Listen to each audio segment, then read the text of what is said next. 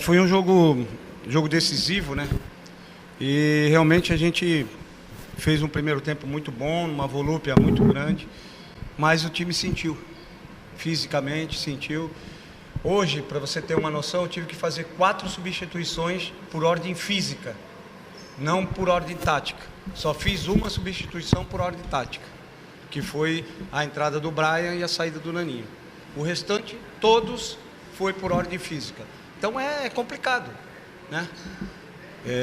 A gente entende, os jogadores realmente se doaram ao máximo, fizeram um esforço subhumano para poder conseguir jogar a intensidade do jeito que a gente queria.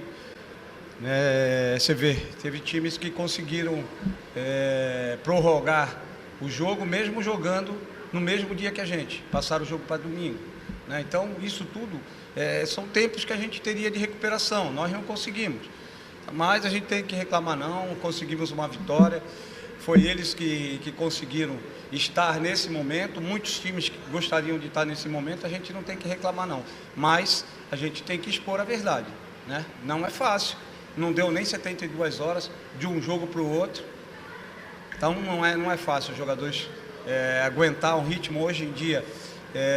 Todos os times estão muito bem preparados fisicamente, então você vê que o Botafogo fez de tudo para poder conseguir a vitória também. Vieram 2 dias, mesmo sendo 4 horas de distância, vieram 2 dias, descansaram ao máximo, jogaram com um espaço de tempo muito maior do que o nosso.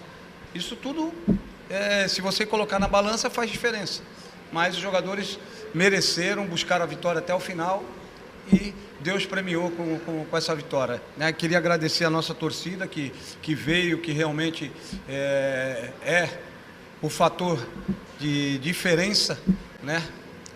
Para a gente é um torcedor que empurra o nosso time, que dá força, e isso faz com que a gente vá buscar força até onde a gente não tem. Professor Márcio, o senhor considera também que essa reação do Botafogo no segundo tempo foi beneficiada também pelo cansaço do time do CSA, ou surpreendeu o senhor o que fez o técnico Pisa com as alterações? Não, eu não vou simplesmente falar que foi só por ordem física. Eu tive lá do outro lado também, eu sei que são jogadores que têm muita qualidade, mas com certeza fez diferença, né? Fez diferença. Então a gente teve que, dentro da partida, é como se a gente tivesse que trocar pneu com o carro andando, né? Então isso realmente é complicado, mas mais uma vez eu falo, né? O time está de parabéns pela luta, pelo empenho, pela superação que eles tiveram.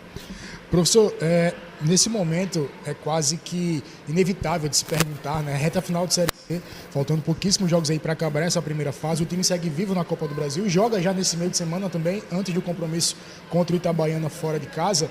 E qual é a expectativa, né? Eu pergunto isso porque os 2 jogos são extremamente importantes. Um, financeiramente falando, histórico também, que seria o jogo contra o Vasco, no caso de uma classificação à próxima fase. O jogo do Itabaiana, fora de casa, pode deixar o time matematicamente muito mais próximo dessa classificação, né? Como é que se faz esse planejamento, primeiramente, porque são 2 jogos muito próximos, aí o senhor esbarra também naquela situação que o senhor comentou, pouquíssimo tempo entre um jogo e outro, nesse calendário do futebol brasileiro corrido desse jeito, mas os jogos estão aí, são 2 jogos extremamente importantes, né? Como é que faz esse planejamento para esses 2 jogos? Prioriza um, o outro não? Vai para cima, enfrenta os 2? Como é que se faz isso?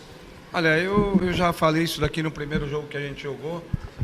Você está no comando de uma equipe como o CSA, não dá para priorizar um campeonato. Mesmo a gente sabendo que é muito difícil, com um elenco reduzido que a gente tem, conseguir manter uma intensidade em todos os jogos. Hoje deu dó. A gente chegou no vestiário, Thiago Marques, Felipe Albuquerque, não tinham a mínima condição de voltar para o segundo tempo, né? Eles deram tudo que eles podiam, deixaram tudo lá no campo, lá no primeiro tempo, e a gente teve que fazer as substituições. Então, são jogadores que estão entrando na equipe, não tem o mesmo entrosamento. É lógico que a gente cai um pouquinho, né? Não só tecnicamente, mas em termos de conjunto a gente perde um pouco, mas eu acho que a gente tem que enaltecer, né, a luta, o empenho que eles tiveram, a dedicação e a honradez com essa camisa do CSA. Márcio, foi o lance do Marcelinho que... Obrigado, Oscar. Foi o lance do Marcelinho que culminou com o pênalti que ele sofreu. Mas antes disso, eu observei um detalhe. O senhor chamou muita atenção dele ali à beira do gramado, né? O que aconteceu naquele lance? Era um ajuste que o senhor queria mais taticamente dele em campo, é isso? Não, não. O que a gente estava falando pro Marcelo, né? O Marcelo é um jogador que eu lancei, então conheço muito, né? Como fosse um filho ali. O que a gente estava falando pro Marcelo é que ele tinha gás ainda para poder, né, fazer uma diferença para a gente. E, graças a Deus, ela sobrou ali para ele mais inteiro, que tinha entrado, né, no decorrer do jogo. E ali no afã da gente gritar e tal, isso é uma coisa normal. É coisa normal, mas deu tudo certo. O Marcelo fez o lance do pênalti, né? O Silas pegou um chute muito bom, que proporcionou a gente a condição de sofrer o pênalti, né? E o Enzo, com a categoria de sempre, fez o nosso gol de vitória.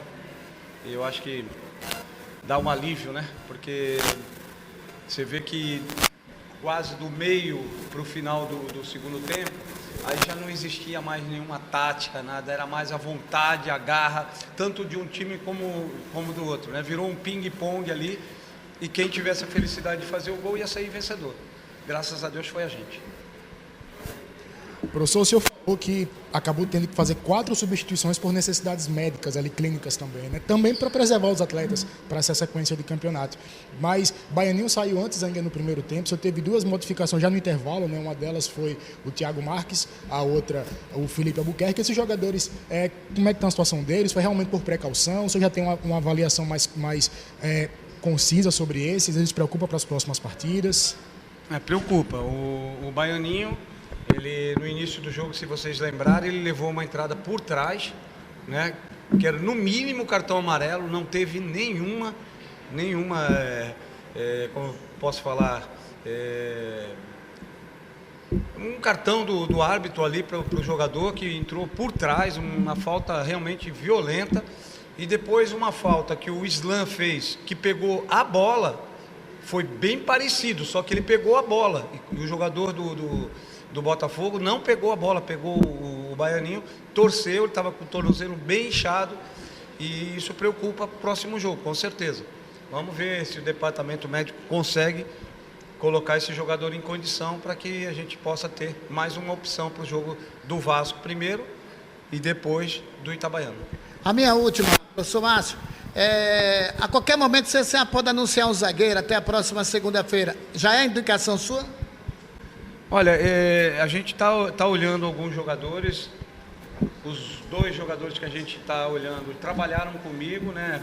Um pouco mais experiente, o outro um pouco mais novo, né? Aí a gente tem que ver como que vai suceder isso daí para a gente poder definir, né? Eles estão conversando, a diretoria está fazendo o máximo que pode, mas entendam bem, esse jogo era um jogo capital, não só, né, porque a gente precisava chegar no G8, né, mas os jogadores também, para vir, eles ficavam olhando para ver se ia dar certo, para poder. Então a gente acredita que agora, na segunda-feira, a gente pode concretizar. Pode dizer os nomes? É melhor não, porque isso às vezes atrapalha, né? Você sabe como é que funciona. Às vezes o jogador está quase certo, aí a gente fala o nome, vai um outro time, acaba atrapalhando e levando o jogador, né? Às vezes com uma condição financeira um pouco melhor, às vezes com alguma coisa que atrai o jogador para que possa ser melhor. Então é complicado. Então por isso a gente não vai mencionar o nome dos jogadores. Professor, uma última pergunta de minha parte também, né? Só teve 2 jogos à frente do CSA, os 2 jogos em casa, não é? Com o torcedor aí fazendo a sua parte também. Segue invicto, uma vitória e um empate. Agora só vai para 2 jogos fora de casa, né? Vai manter essa estratégia também de botar um CSA mais atuante ali no campo de ataque? O senhor vai priorizar esse jogo mais reativo? Não tem esse negócio de jogo em casa, fora de casa? Como é que Márcio Fernandes atua nesse sentido, professor? Olha, nós vamos jogar contra uma equipe de Série A, uma equipe que tem realmente jogadores que podem definir uma partida individualmente.